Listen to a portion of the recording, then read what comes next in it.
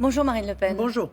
Les États-Unis ont choisi donc d'imposer un embargo sur le pétrole et le gaz russe. Est-ce que l'Europe doit utiliser ce levier pour faire plier Poutine? Non. Non, parce que utiliser ce levier, c'est sanctionner très gravement, très lourdement les Français, les entreprises françaises, l'économie française, qui pourraient mettre des années à se relever. Les conséquences pourraient être bien pires que les conséquences de la pandémie.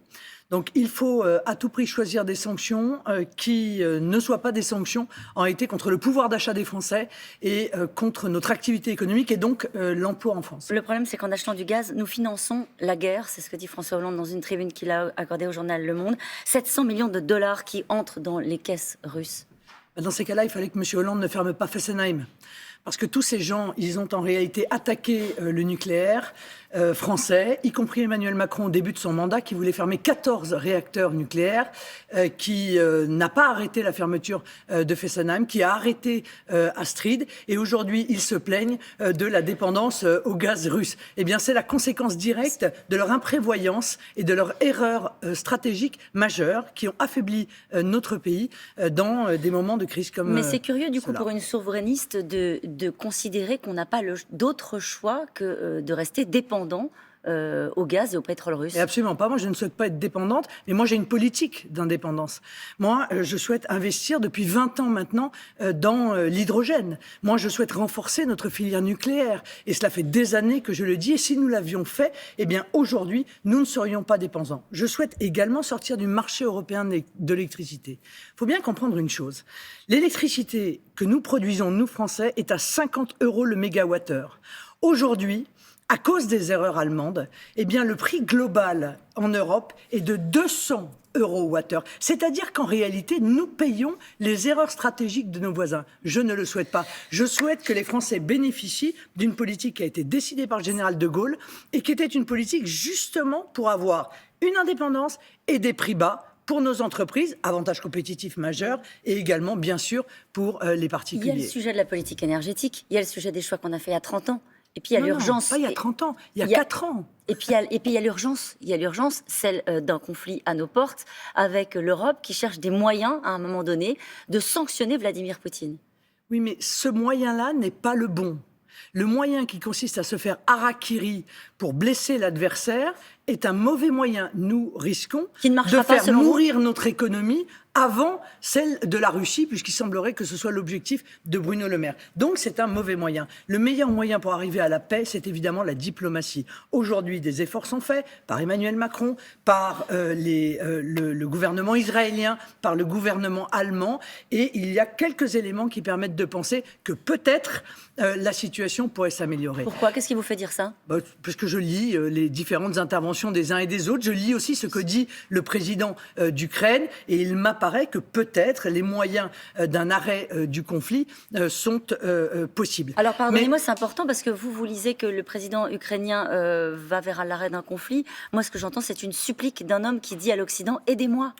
Vous n'en faites pas assez, il faut une zone d'exclusion aérienne? Non, moi j'ai entendu un président de l'Ukraine qui dit qu'il serait prêt à accepter un certain nombre de revendications de la Russie pour faire cesser le conflit. Mais ce n'est pas le sujet. Ah si, c'est le sujet. Non, non, ça n'est pas le sujet, parce que ça se décide, encore une fois, par notre diplomatie. Le sujet essentiel, c'est que la guerre peut s'arrêter dans 15 jours, dans un mois, dans un an. Mais les choix qui sont en train de faire aujourd'hui par Emmanuel Macron, qui sont en train d'être faits par Emmanuel Macron, peuvent nous affaiblir pour les 10, 20 ou 50 prochaines années. Donc, j'appelle encore une fois le gouvernement à penser à l'intérêt de la France et des Français. Il y a une décision européenne qui est attendue justement sur la question de la dépendance au gaz russe, encore une fois, faire des achats en commun au niveau européen, faire des stocks pour l'hiver prochain.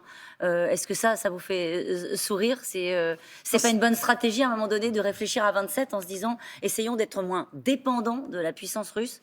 Oui, c'est assez malheureux de s'apercevoir qu'il se pose cette question-là maintenant, au moment où on est en pleine crise, alors qu'il fallait évidemment y penser avant. Je veux dire, cette guerre en Ukraine, elle met en lumière des problématiques qui sont majeures. Notre souveraineté énergétique pour lequel rien n'a été fait. Emmanuel Macron s'est trompé lourdement sur ce sujet.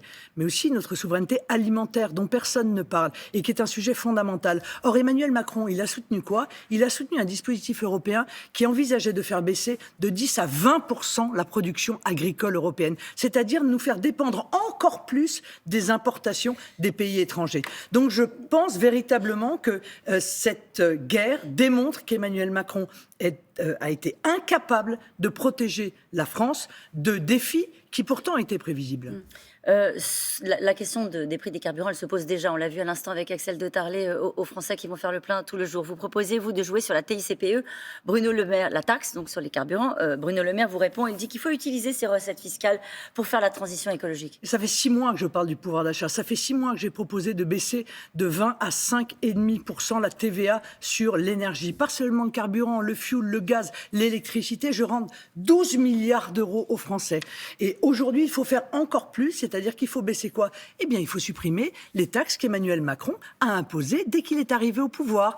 En 2017 et en 2018, il a fait augmenter l'essence, il a fait augmenter le gazole. Parce qu'il veut faire la transition écologique et il dit c'est des choix qu'on fera pour l'avenir parce qu'il faut décarboner notre économie. C'est un choix politique. C'est ça. Donc en réalité, ils vont empêcher les Français de pouvoir travailler, de prendre leur voiture, d'aller voir les personnes, leurs aînés, voir leurs familles, pour pouvoir faire la transition. Eh bien, c'est une mauvaise manière.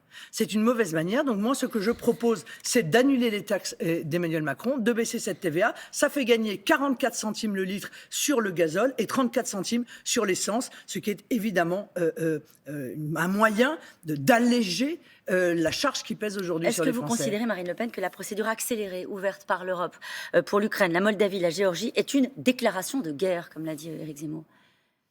Est-ce que c'est une forme de surenchère ou est-ce que c'est la réponse au fond à ces pays qui tapent à la porte de l'Europe? Je crois que c'est un des éléments de la négociation avec la Russie. En réalité, en proposant cela, ils savent que c'est un élément auquel la Russie va s'opposer. Donc ça fait partie, à mon avis, des éléments de négociation. Mais moi, vous le savez, je suis opposé à l'élargissement indéfini de l'Union européenne. Je pense que c'est cet élargissement qui a posé un grand nombre de problèmes à la structure Union européenne. 2 millions de réfugiés, quelle doit être la politique de la France en la matière? Les accueillir quand ils souhaitent venir chez nous.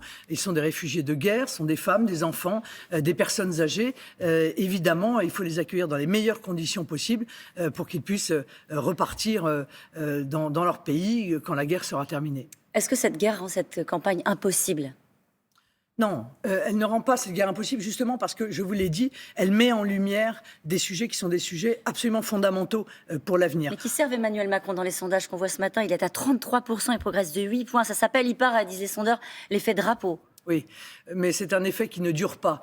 Et Dieu merci, parce qu'en réalité, qu'il puisse tirer bénéfice des erreurs stratégiques qu'il a pu commettre par le passé apparaîtrait relativement injuste. En tout cas, ce qui est sûr, c'est que c'est lui qui cherche à enjamber la présidentielle. C'est pas les faits.